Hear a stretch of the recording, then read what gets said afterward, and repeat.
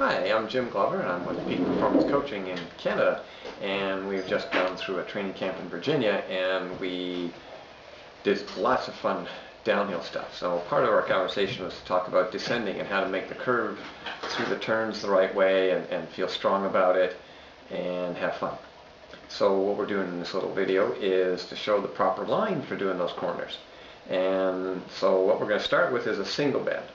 A lot of times when you're going downhill, you're coasting away and you're going downhill and you want to be able to get around that bend as safely as possible. So what I've sketched here is a nice little single bend curve and a dotted line representing the center line. Most of us aren't in a position where we get to use the whole road, so we have to pay attention to where the center line is. If you get to use the whole road, then yes, you can do what's called apexing right through the middle and not have to worry about the dotted line. But for tonight's purposes, what we're going to do is talk about making sure you stay on your own side of the road, and you're going to apex using your own side of the road versus the whole road. So in a single curve like this, where you know you're coming out of a turn and you're going to go around this and it's going straight down the road again, what we want to do is say, okay, we want to take the most advantage possible of that. So what we're going to do is we're going to start out nice and wide up here, and as we work our way through, we want to be finished the turn somewhere around here. So you're going to have arced out from here through this way through to here, and then you can stay on the center line, and then as the road straightens out you can come back out into the middle, and that gives you the best line coming around that corner. So that what you're seeing is in this range here is where you're the tightest to the center line. What that allows you to do is soften that curve so you're not following it all the way out and around, and it lets you use the fastest line because that's also the shortest distance, and it'll be the safest line when there isn't other traffic, other people you're riding with having to go around there at the same time. So this area is called the apex, where you're in the tightest and in close to that center line. Now it's best that you don't ride over that center line or ride over the outside edge lines, because they tend to be more slippery than the asphalt, and that change of adhesion can make you slip right off the bike, and especially that's going to be true if it's wet. So that's why we want to make sure that you're just apexing through to the center, having a nice smooth curve, and then continuing out down the line. Now a lot of times when you're up in the mountains, you have switchbacks, so you have an S bend or double bend, and so that one's a little harder. It takes a little more thinking ahead and watching what's ahead, and sometimes it means you have to know the road because you can't see where the second bend is. But single bend, that's all you want to do. So when we move on to an S bend, or sometimes it might be called a chicane, then it's going to look kind of like this. And so you're going to be coming into this first turn like this, and then you say, I got to make it around here so I can make the second turn.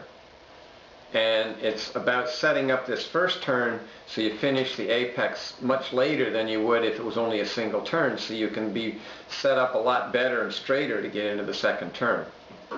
So instead of setting up your apex for this first bend early, way back here, you actually have to set it up so your apex is late and it's down here. So instead, you're going to go from here, and instead of trying to cut into this space right here, what's going to happen is that's going to make you go way out wide, and then it's going to be really hard to get back around this turn so that you can come back here and then still make it back into this way.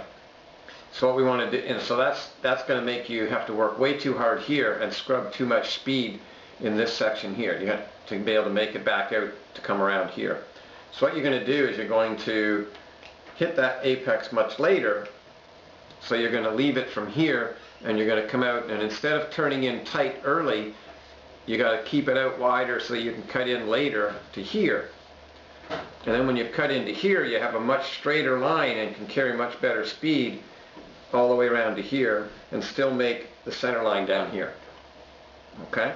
And that means where this one you're going faster until you get to this point, and then you're going slower for the rest trying to make that turn, because once you've made this really hard, you're not going to be able to curve back fast enough to make this line. This one you're going to start with a little less speed, and once you've come around this apex late and you're done turning, when you get to here, you can get a much better line falling through out here and have a lot more speed to carrying out this way, and you'll have much more control, and so it'll be much faster. Okay? And that's the best way to get through that connection of the double S. And all of the turns are going to be a little bit like that when you're putting connections together. And as an example, this one was a really tight set of mountain switchbacks that came over and came over. It becomes really important to get out of that apex so you can set up for the next turn better. Otherwise, you have to do way too much slowing down. Okay, and so that's the two turns that you're going to end up practicing in the hills a lot, where there's connections of turns. Okay, the other turn that we have that we always see out on the road is called a 90-degree turn. So in streets and things like that. So again, in a race where you're going this direction, unless you're going very fast and this is a normal 2 lanes wide and going into a 2-lane wide, a lot of people are going to like to set up and go from as wide as possible through to as tight as possible to as wide as possible. And that means that they're using a very long distance to get to where they're going. Okay? And unless they're going very, very fast on a normal 2-lane road, they don't need to use that much road.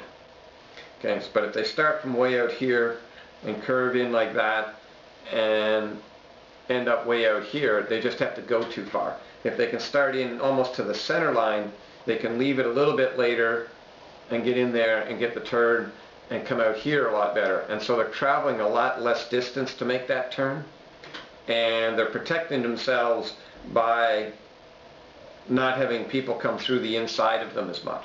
A lot of times what we see between us and in other places, what we see is some people want to pass on the inside, and so they'll come in through this way. And well, what happens is somewhere in this area there's a disagreement of opinion on who should be where, and that's where the crashes end up. Or conversely, they stay up long enough to crash out here somewhere, because what happens is this inside person then has so much speed into here, he gets a little bit ahead on the elbow and then forces this red guy out, because this guy has to come in here and he has to go out wider. He's got no choice.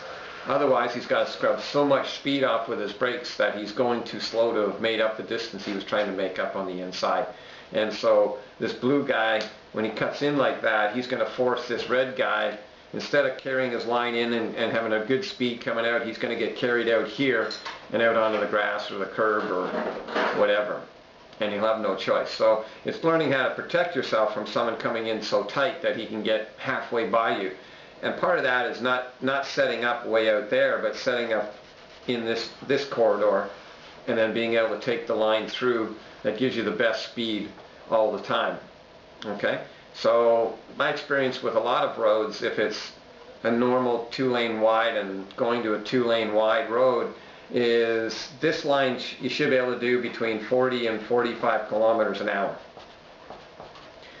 and still be able to take that line without even not necessarily stopping for, you don't even have to stop pedaling if it's a good clean road, and you can catch that properly.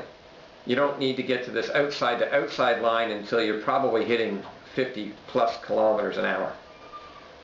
And unless you're in a Cat 1 race or in the States in the NRC, you're not probably coming into that corner at 50, where they're, again, when you see an NRC race, they're all lined up, nice straight line, everybody follow the same line out. But when you're racing in Cat 3 and Cat 4, there's a whole lot of different abilities at going faster, but sometimes a whole lot of different abilities of brain power on deciding who can make this inside line or not.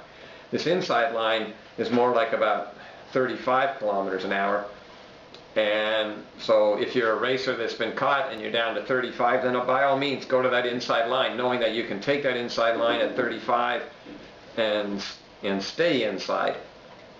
So you can actually, when I teach that on a full-size course, I'll start them right over here at 25 kilometers an hour and make this as tight as possible and stay at 25. And then they get out to 30 and they stay at 30. And then when they hit 35, they can do 35. But if you're trying to come in here at 50 so you can get by that guy, the line's going out there somewhere, out towards the grass. And so that's not a safe thing to do.